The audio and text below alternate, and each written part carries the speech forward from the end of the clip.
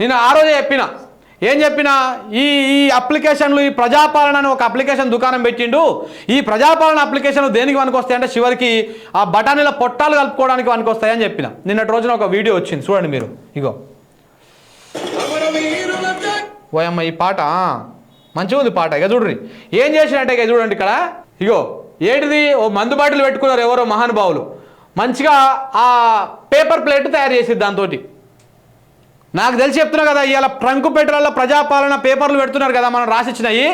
మనమేమో కష్టపడి ఈ నుంచి వందల రూపాయలు ఖర్చు పెట్టుకొని ఊర్లకు పోయి ఆడ అప్లికేషన్లు ఇచ్చి లైన్లు నిలబడి మీ సేవలు నిలబడి నానా ఇబ్బందులు పడితే ఆ పేపర్ని చివరికి ఏం చేస్తాడే, ఒక ఇట్లా ఈ పేపర్ ప్లేట్లు పెట్టుకొని మందు సప్లై చేసే వాళ్ళకు, ఈ బఠానీలకు, పుట్నాలు కట్టుకోవడం వాళ్ళ కోసం అమ్మేస్తారు అన్నమాట. ఈ ట్రంక్ పెట్రోల్లో పెడతామని చెప్పారు. మళ్ళీ దానికోసం ఆ ట్రంక్ పెట్రోల కోసం కొట్టుకొస్తేందుకు ఎంత కాంట్రాక్టు, 180 కోట్లు. 180 కోట్లు పెట్టి ట్రంక్ పెట్రోల్ కొనుక్కొచ్చి అవి రెండో ఆడ పెట్టేట్టు చేసి అవి తీసుకుపోయి గిట్లా వీళ్ళకు పల్లి బఠానీలు అమ్ముకునే వాళ్ళకి అమ్మేస్తారు అన్నమాట. ఆ పేపర్లు ఇక్కడ కనపడతా ఉన్నాయి. ఇది జరుగుతున్నటువంటి వ్యవహారం.